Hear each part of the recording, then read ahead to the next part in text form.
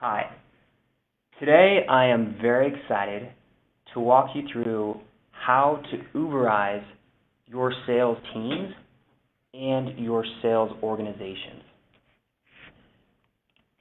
My name is Tom Cox. I am the Director of Sales Operations here at Velocify. And I am in the fortunate position to work on sales strategy and operations each and every day in my role, but also in the space and in the product that we ultimately provide to our customers. And today what I want to particularly focus on is how sales and Uber have many parallels. And for some context, before I dive into the content, I want to first admit that by no means am I the first to use Uber as a case study. And what we've seen is Uber and the sharing economy, there have been hundreds of Uber derivatives. So the industry term is the Uber for X, and there's entire product categories around this Uber for X model, including startups such as HomeJoy, which once provided on-demand laundry service, to a current Uber for X, which is DoorDash, which provides on-demand food delivery. And instead of going down that Uber for X model, what we want to do today was really think about how Uber and what they've done and how they've shaped a whole industry, really understand how that applies to what we're seeing today in the shift in SaaS sales, and especially around the shift moving from more of a field-based sales model to really bringing a lot of that business towards an inside sales model. I'm really excited to walk you through that today. The first core tenet of this content is really around utilization. And it's about becoming more efficient as a sales organization. And when we think about what Uber has done, their whole business and thesis is really driven around this concept of utilization. And this is some research based on by Morgan Stanley of the car. It's an incredibly underutilized asset, 4% utilization. And what Uber's model does, it really takes this utilization gap and increases it in terms of kind of their current network effects model, and then also in terms of what they're doing in the future with driverless cars and really boosting that utilization. And that's a core piece of their business, and it also is a big part of kind of what that movement is in sales. Likewise, this concept of ownership is being completely redefined and reimagined. And it really is closely tied to that utilization where we're seeing that boost in the sharing economy, where Uber is able to take advantage of these changes in ownership. And when we think about really comparing this shift that Uber has undertaken, we compare it to the shift in SaaS sales, there's a really key call out that we wanted to start with. And that's for Uber, there's benefits on both sides of this network. There's benefits for the driver. Of course, you can own your own business. It's easy to start. There's money in your pocket very quickly. And then, of course, there's benefits for the consumer. So they have their reliability, higher quality, in many cases better price. So you see benefits on both sides of this situation. And likewise, when we see this shift in sales from field to inside, we're also seeing that same concept of benefits on both sides of the equation, where we're seeing on the sales side faster, better onboarding of reps, being able to scale your organization faster, bringing a more predictable SaaS revenue and building a more predictable business, and also value to the buyer. So really enabling the buyer to make their purchases on their own terms and engage in the fashion that they want to engage with. And when we think about that utilization piece, and we look at the data in the SaaS sales industry, it's not quite as low as the car, which is at 4%, but it's very clear to many of us in the industry that reps aren't fully engaged or fully utilized. And there's definitely room for improvement. And what we're seeing is that there's an opportunity to build this improvement in utilization through this paradigm shift from field to sales. And specifically, when we look about kind of the old rules versus this new paradigm and what that entails, there's really three key core concepts. The first being physical location is becoming more and more irrelevant in this sales process. The second is this hybridization of roles and specifying and becoming incredibly efficient in how you structure your organizations. And then third, territories are becoming less dominant, and particularly, again, the geo-based territories.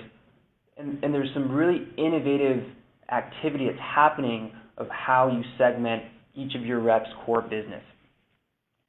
And there's some really exciting things that are happening. So let's first start with the physical location piece.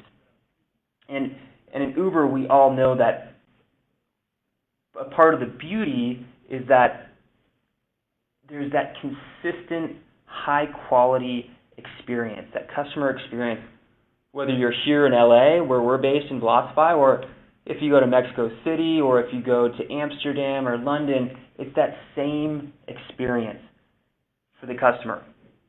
And when you think about that shift to inside, you're also getting that same high-quality experience, incredibly consistent, and also being able to engage with this new age buyer in this Sales 2.0 process of engaging how they want to engage, whether it's phone, email, LinkedIn. So really some key benefits there. And that leads really nicely to this specialization piece. And much like how Uber developed, I'm sure you all know, but they started with the kind of core line of business, Uber Black or Black Car, and then they expanded out to Uber X, which was a more affordable option, and then Uber SUV. And so having those different options and really filling that value and letting ultimately the buyers make the decision of how and when they want to engage. And when we think about how this particularly applies to this paradigm shift in sales that we've been seeing occur over time, that there's really this focus on role specification. In particular, there's four types of roles that we're seeing emerge. The first is around handling inbound leads, so typically marketing-generated leads. And the impetus is really around the speed to engagement. In this role we call typically lead development reps. There's some other terms as well. The second is about outbound prospecting. So we're seeing this revitalization of outbound prospecting. And typically they're working in really the best practices around account-based selling and seeing that emerge. And then the two other components are around this inside sales closer model, where we're seeing their quota carrying, and there's some really amazing innovation happening there. And then fourth is the field AE model is really it's a hybrid model. It's still there, and it's changing, and having that named account-based approach is really exciting. Now, that really leads nicely into this next piece of around territories becoming less dominant, and particularly geo-based territories. So in the old paradigm, you would have, say, someone here potentially in a very rich patch of Southern California, and they have a plethora of inbound leads. But perhaps you have another rep in Iowa or perhaps a smaller geography who have less volume. And so what we're seeing is a lot of innovation happening where instead of this rigid geo-territory-based model, concepts like round robin, which is a round robin even distribution of leads.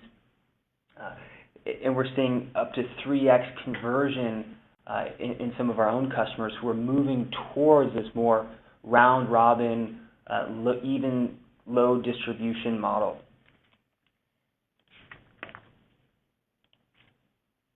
And with that being said, when we frame this picture up of kind of what's happening in this territory change, it really is all about basing it on what your customer needs. And so from the beginning, you have a typical org structure. You may have some name-based account selling model that you've developed. There's also now this round-robin approach to do the load balancing. And then third, I want to call this out, is really moving towards what we call our performance-based distribution model. And this is all about getting the right lead to the right rep at the right time. And it's kind of the next evolution of where the industry is going. And when you think about that performance-based distribution, we're seeing some really interesting breakthroughs in terms of the metrics, especially around the speed to call and the speed to contact. So being able to engage with those inbound leads very quickly and effectively, and of course, having that help drive your conversion rates. Now, the second core tenet of what we're seeing between the shift in Uber and the shift in sales, the SaaS sales in particular, is around control and convenience. And really what we mean by that is there's three pieces. One, buyers are more educated than ever. They're coming typically to your sales organization already have done quite a bit of research about your product, about the industry, and that's super important in terms of where the industry is going. The second is, again, we've harped on this, but engaging on the buyer's terms, how and when they want to engage. And then third, it's this concept of there's always a next best activity for your reps to be doing, and really how to handle that in this modern era. And for the first piece, it's really that the buyers is much more self-educated. And just to share my own story, we at Velocify have invested in a number of new tools for our own sales technology stack. And just the amount of research and data out there on G2 Crowd, you can read reviews, you can see rankings, you can see other customer feedback, product feedback. There's even, you can go see demos on YouTube on your own to really get a sense of what those products are before we even engage with which products we wanted to start, which companies we wanted to potentially partner with. So really the customer today is incredibly self-educated. The next piece is engaging, much like Uber, where and when the seller wants to engage it. And that ultimately then is going to have an impact on your sales reps, because at any given time there may be 15 different activities that they may have an option for, whether it's, I've got to schedule this event, I've got to attend this event, I need to respond to this email, I need to get this contract out. Oh, look, I just got a notification, someone opened my email, maybe this is a good time to respond. And so what we know is that our best reps and the best sales organizations that we've worked with have a methodology, right? They have an engagement strategy. And it's really about how do we create that prioritized approach that can really transform your overall business. And I think of this as really putting your CRM to use. And we see some really great results in terms of taking that prioritized view. Now, the final piece in this transition that we've seen Uber lead in the sharing economy, and what we've really now seen with this shift in kind of sales 2.0, if you may, is how important data has become. And I like to think really of companies who led this shift, like HubSpot and Zendesk, really industry leaders in the space for really using data to become smarter, to have their sales and marketing machines work more closely and in tandem. And when we look at Uber, they've completely transformed the way data can be used.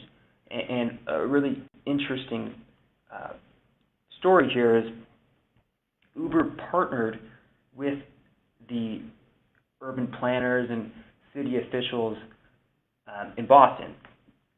And they were able to use the ride data and the route data to then improve traffic and the flow of congestion and even public design spacing. And this is, I think, a really exciting time and a really amazing analogy for what's happening in sales. And when you think about 5 years ago, or 10 years, 5 years ago, it was about you'd have a helicopter and you had to look at the traffic congestion or an accident. But today, everything is real time and it's based on data. And that's really, I think, how, when we think about this analogy for sales, again, putting your CRM to use, because everything is data-driven. It's event-driven. There are logs. You're getting value day one. And then ultimately, it's about then sharing that data and working collaboratively with your marketing team and being able to feed that data back and forth with your marketing automation tool to understand which are your best leads, which are you engaging with the fastest, which are converting at the highest rate, really building this integrated workflow so that you have real-time data that you're making smarter and better decisions with. It's not so much of, okay, 6 months later we can look back and figure out, okay, how did we perform? It's really real time, and it's just an amazing kind of evolution of where we are in the industry. And then lastly, Uber, we've seen the penetration. This was kind of a headline grabber of now outnumbering yellow cabs in New York City. But really what I wanted to call out here was, Uber in the sharing economy and this new era is here to stay in much the same way where we have this new era of kind of shifting from predominantly field to now this inside model, which has the value of the higher utilization rates, better control and convenience, and then of course the power of data to improve your sales organization. So if you want to download this white paper or this PDF of the slides, please do so at Velocify. And now we're going to go in to see if we have any questions from the audience.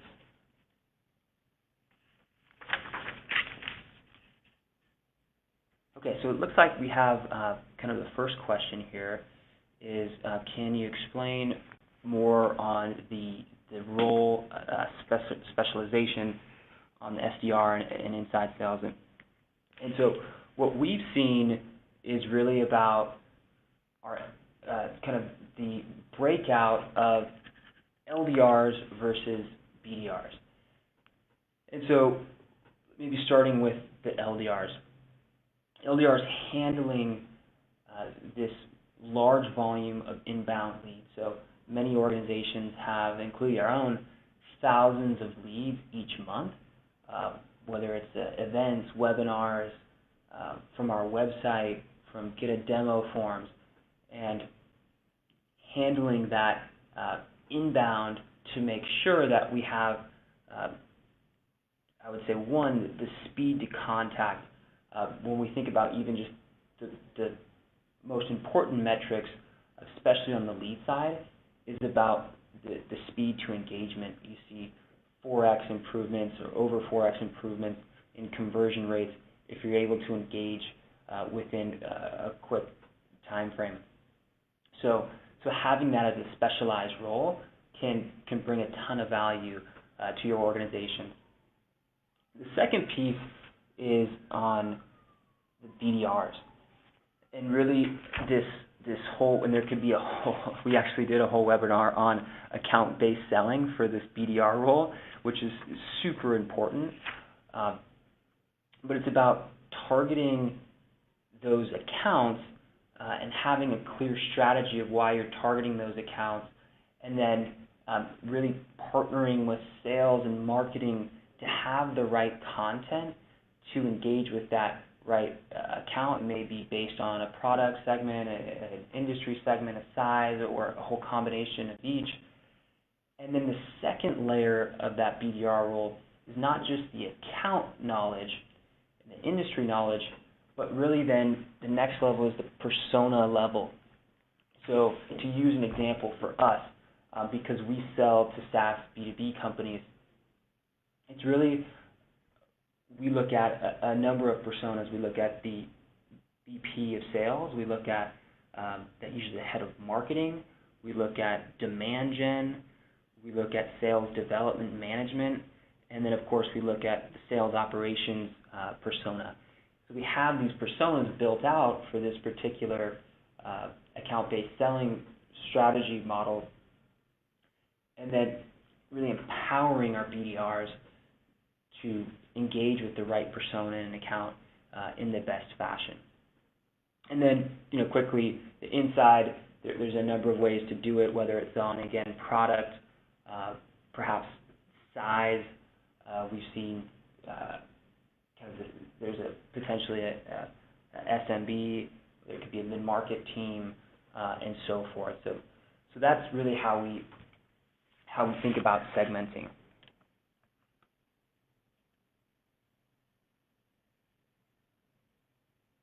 Okay, so let's do a few more questions here.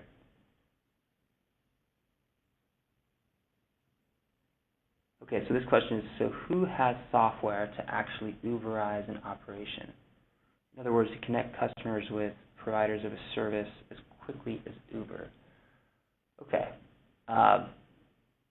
so obviously in this space, I would say one of the key aspects has been the growth of marketing automation. So I see it as an evolution of, one, kind of the establishment of the concept of a CRM, and then you had really the growth of marketing automation, and then third, I think connecting those two are technologies like sales acceleration platform. So of course that's what we do at Velocify, but those three components I think are really the ways software has enabled us to Uberize an operation.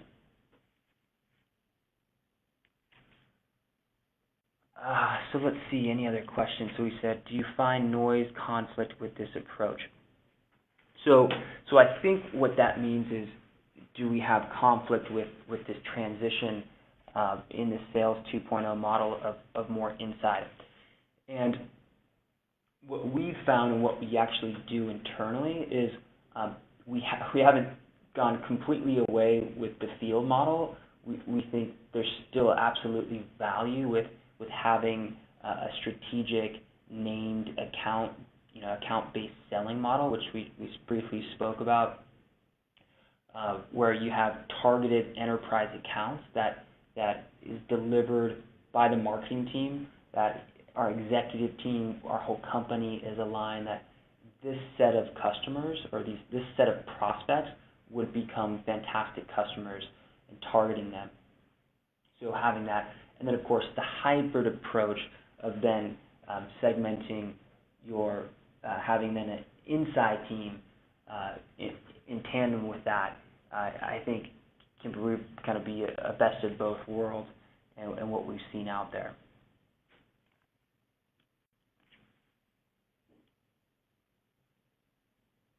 And then it looks like we have some other commentary on what else could be Uberized. So thanks for sharing, which is really great feedback.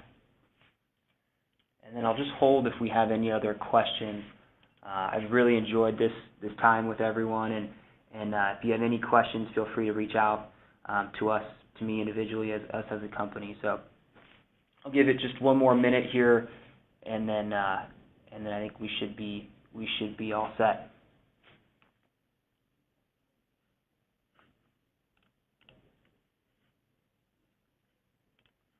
Great. Okay, well, thank you again, everyone. This was really a pleasure, and looking forward to the next webinar. Thank you.